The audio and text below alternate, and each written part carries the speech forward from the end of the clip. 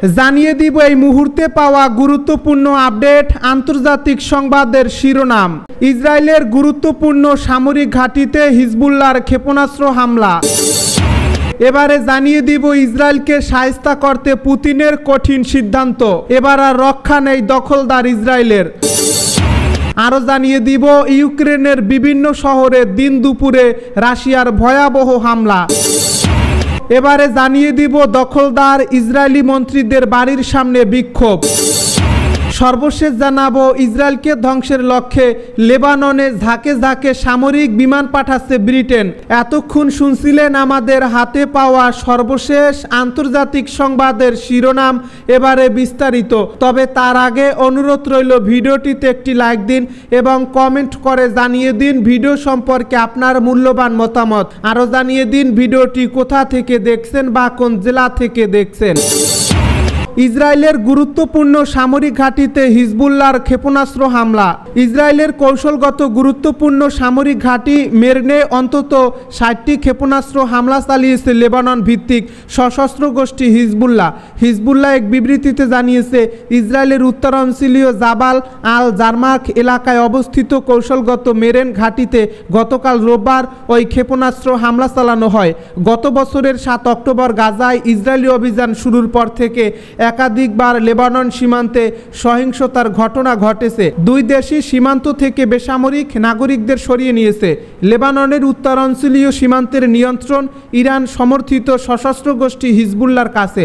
তারা বেশ কয়েকবার হামলার হুঁশিয়ারি দিয়েছে। ইসরায়েলের সাথে সংঘাতে এখন পর্যন্ত শতাধিক যোদ্ধা নিহত হয়েছেন। একই সময় লেবাননের কয়েকজন বেসামরিক নাগরিকও ইসরায়েলি হামলায় প্রাণ হারিয়েছেন। সংঘাতের তীব্রতা কম থাকলেও গত কয়েক মাস ধরে পাল্টাপাল্টি হামলা চালিয়ে আসছে ইসরায়েল ও হিজবুল্লাহ। গত কয়েক সপ্তাহ ধরে এই উত্তেজনা নতুন করে তীব্রতা পেয়েছে। ক্রমবর্ধমান উত্তেজনা বৃদ্ধির প্রেক্ষাপটে এই যুদ্ধ মধ্যপ্রাচ্যের অন্যত্র ছড়িয়ে পড়তে পারে বলে আশঙ্কা করা হচ্ছে। হিজবুল্লাহ এক বিবৃতিতে জানায় ওই ঘাঁটির এয়ার কন্ট্রোল ইউনিটের সদর দপ্তর ও এয়ার অপারেশনস ডিরেক্টর কাতিউশুয়া রকেট ও ক্ষেপণাস্ত্র দিয়ে আঘাত হানে। নিক্ষিপ্ত সমরাস্ত্রগুলো লক্ষ্যবস্তুগুলোকে আঘাত হেনেছে বলে হিজবুল্লাহ জানিয়েছে। তবে ইসরায়েলের পক্ষ থেকে এই হামলা নিয়ে এখনও কিছু জানানো হয়নি। ইসরায়েলকে শায়েস্তা করতে পুতিনের কঠিন সিদ্ধান্ত। কথায় আছে ঘুমন্ত সিংহকে জাগাতে নেই, কিন্তু ইসরায়েল যেন সেই কাজটিই করছে। তারা ইউক্রেনকে প্যাট্রিয়ট ক্ষেপণাস্ত্র দেওয়ার ইঙ্গিত দিয়ে যেন ঘুমন্ত সিংহকে জাগিয়ে তুলেছে। ইসরায়েল এমন ইঙ্গিত দেওয়ার পর এবার কঠিন সিদ্ধান্ত নিয়েছেন রাশিয়ার প্রেসিডেন্ট ভ্লাদিমির পুতিন। মূলত 30 বছরের বেশি সময় আগে যুক্তরাষ্ট্রের কাছ থেকে 8টি প্যাট্রিয়ট ক্ষেপণাস্ত্র প্রতিরক্ষা সিস্টেম কিনেছিল ইসরায়েল। এই সিস্টেমগুলোর সবই M91 PSC-2 ব্যাটারি মডেলের, কিন্তু গত এপ্রিল মাসে ইসরায়েলের প্রতিরক্ষা মন্ত্রণালয় ঘোষণা দেয় পুরনো হয়ে যাওয়া এই সমরাস্ত্রগুলো তারা আর ব্যবহার করবে না। এগুলোর স্থানে আনা হবে নতুন আধুনিক ক্ষেপণাস্ত্র প্রতিরক্ষা ব্যবস্থা। ইসরায়েলের এই ঘোষণার পরপরই এই ক্ষেপণাস্ত্র প্রতিরক্ষা সিস্টেমগুলো ইউক্রেনের প্রতিরক্ষা বাহিনীকে দেওয়ার অনুরোধ জানায় কিয়েভ। এই ইস্যুতে যুক্তরাষ্ট্র, ইসরায়েল ও ইউক্রেনের মধ্যে সাম্প্রতিক কয়েক দফা আলোচনা হয়েছে। এর পরপরই জাতিসংঘে নিযুক্ত রাশিয়ার দূত ভাসিলি লেবেনজিয়া ইসরায়েলকে উদ্দেশ্য করে বলেন, ইউক্রেনে যে যতই শক্তিশালী অস্ত্র পাঠাক না কেন তা ধ্বংস করা হবে। গত 2 বছরে ইউক্রেনে অনেক শক্তিশালী অস্ত্র পাঠিয়েছিল যুক্তরাষ্ট্র ও তার পশ্চিমা মিত্ররা। সেগুলোর প্রায় সবই ধ্বংস করা হয়েছে। এখন যুক্তরাষ্ট্র ও পশ্চিমা বিশ্বের বাইরে কোনো নতুন রাষ্ট্র যদি ইউক্রেনকে অস্ত্র সহায়তা দেয়, সেক্ষেত্রে তার পরিণতি হবে গুরুতর। ইউক্রেনের বিভিন্ন শহরে দিন দুপুরে রাশিয়ার ভয়াবহ হামলা। ইউক্রেনের রাজধানী সহ প্রধান শহরগুলোতে এবার দিন দুপুরে ভয়াবহ হামলা চালিয়েছে রাশিয়া। কিয়েভ ও বিভিন্ন শহরে 40টিরও বেশি ক্ষেপণাস্ত্র আঘাত হেনেছে বলে জানিয়েছেন ইউক্রেনীয় কর্মকর্তারা। সোমবার পরিচালিত এই হামলায় অন্তত 20 জন নিহত হয়েছে, খবর AFPর। ইউক্রেনীয় কর্মকর্তারা বলছেন কিয়েভের একটি শিশু হাসপাতালে ক্ষেপণাস্ত্র আঘাত হেনেছে। এছাড়া বিভিন্ন শহরে অবকাঠামো, বাণিজ্যিক ও আবাসিক ভবনগুলো ক্ষতিগ্রস্ত হয়েছে। এএফপির প্রতিবেদনে বলা হয়, তাদের সংবাদকর্মীরা জানিয়েছেন তারা বিস্ফোরণের শব্দ শুনতে পেয়েছেন এবং মধ্য কিয়েভ থেকে কালো ধোঁয়া উঠতে দেখা গেছে। এছাড়া কিয়েভের শিশু হাসপাতালের কর্মকর্তাদের পাঠানো ছবিগুলোতে দেখা যায় মানুষ ধ্বংসস্তূপের মাঝে খনন করছে, ভেঙে পড়া ভবন থেকে কালো ধোঁয়া উঠছে। কিয়েভে রাশিয়ার হামলায় কমপক্ষে 10 জন নিহত হয়েছে বলে স্থানীয় কর্তৃপক্ষ জানিয়েছে। এছাড়া জেলেনস্কির নিজ শহর কিরিভি রিগে হামলায় কমপক্ষে 10 জন নিহত এবং 30 জনের বেশি আহত হয়েছে বলে জানিয়েছে শহরের মেয়র। কিয়েভের মেয়র ভিটালি কিলিটসকো ইউক্রেনে রাশিয়ার সর্বশেষ হামলাকে গত 2 বছরের মধ্যে সবচেয়ে ভয়াবহ হামলার মধ্যে একটি বলে অভিহিত করছেন।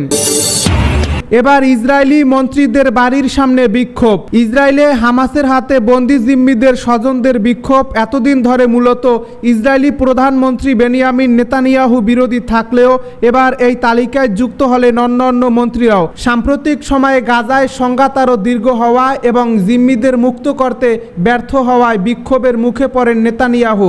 তার সরকারের পদত্যাগ দাবি করছেন বিক্ষোভকারীরা। প্রায় 9 মাস ধরে গাজায় সংঘাত চলছেই। একই সময় ধরে চলমান এই বিক্ষোভও বন্ধ হওয়ার এখনও কোনো লক্ষণ দেখা যাচ্ছে না। গত 7 অক্টোবর ইসরায়েলের সীমান্তে প্রবেশ করে আকস্মিক হামলা চালায় ফিলিস্তিনি স্বাধীনতাকামী সংগঠন হামাস। সে সময় 1000-এর বেশি ইসরায়েলি নাগরিককে অপহরণ করে নিয়ে যাওয়া হয়। এরপরই গাজায় সর্বাত্মক হামলা শুরু করে ইসরায়েল। গাজায় অভিযানের নামে প্রতিদিনই নিরীহ নারী, পুরুষ এবং শিশুদের হত্যা করা হচ্ছে। গাজার হামাস নিয়ন্ত্রিত স্বাস্থ্য মন্ত্রণালয় জানিয়েছে সেখানে এখন পর্যন্ত 38,000-এর বেশি ফিলিস্তিনি নিহত হয়েছেন। এছাড়া আহত হয়েছেন আরও প্রায় 88,000 মানুষ। লেবাননে ঝাঁকে ঝাঁকে সামরিক বিমান পাঠাচ্ছে ব্রিটেন। যুদ্ধের মুখে দাঁড়িয়ে ইসরায়েল ও লেবানন। ঠিক এমন সময় লেবাননের রাজধানী বৈরুতে এক ঝাঁক যুদ্ধ বিমান পাঠিয়েছে ব্রিটেন। যুক্তরাজ্যের সামরিক ও গোয়েন্দা সংস্থার কর্মকাণ্ডে নজর রাখা ওয়েবসাইট ডিক্লাসিফায়েড ইউকে এক প্রতিবেদনে এমনটা জানিয়েছে। ওয়েবসাইটের তথ্য অনুযায়ী গাজায় বোমা হামলা শুরুর পর লেবাননের রাজধানী বৈরুতে 80টির বেশি সামরিক পরিবহন বিমান পাঠিয়েছে ব্রিটেন।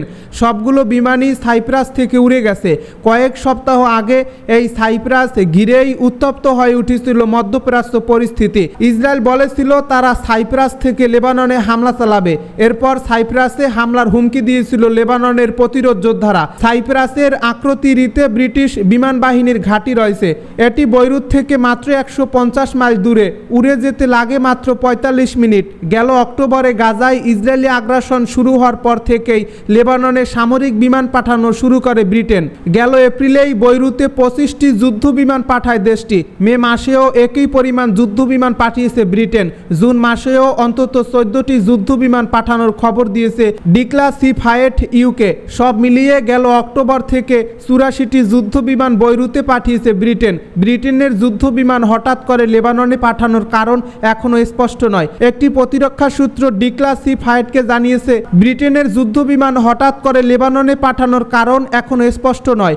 একটি প্রতিরক্ষা সূত্র ডিক্লাসিফায়েডকে জানিয়েছে সিনিয়র মিলিটারি এনজেকমেন্টকে সুবিধা দেওয়াই প্রাথমিকভাবে এসব বিমান পাঠানোর উদ্দেশ্য। যদিও ব্রিটিশ প্রতিরক্ষা মন্ত্রণালয়ের মুখপাত্র জানিয়েছে লেবাননের সশস্ত্র বাহিনীকে সহায়তা দেওয়া ও দেশটির নিরাপত্তা নিশ্চিতে যুক্তরাজ্য প্রতিশ্রুতিবদ্ধ। তবে যুদ্ধ বিমান পাঠানো নিয়ে ব্রিটেন অতিরিক্ত গোপনীয়তা দেখাচ্ছে। কয়েক সপ্তাহ আগে ব্রিটিশ রয়্যাল এয়ারফোর্সের 2টি বিমান ইসরায়েলে অবতরণ করে। লেবাননে উড়ে যাওয়া ব্রিটিশ বিমান বাহিনীর প্রায় সব বিমানই ভয়েজার কেসি মার্ক 2। এই সিরিজের বিমানগুলো 45 টন পর্যন্ত সরঞ্জাম ও 291 জন সেনা কর্মকর্তা বহনে সক্ষম। এগুলো আবার এয়ার টু এয়ার রিফুয়েলিংয়েও ব্যবহার করা হয়। এই তালিকায় C-17 কার্গো বিমানও রয়েছে। 1960 সালে ব্রিটেনের কাছ থেকে স্বাধীনতা পেলেও সাইপ্রাসে যুক্তরাজ্যের 2টি সার্বভৌম ঘাঁটি রয়েছে। এই 2টি ঘাঁটি ব্রিটেন ও যুক্তরাষ্ট্রের জন্য সামরিক ও গোয়েন্দা তথ্যের হাব হিসেবে ব্যবহৃত হয়ে থাকে।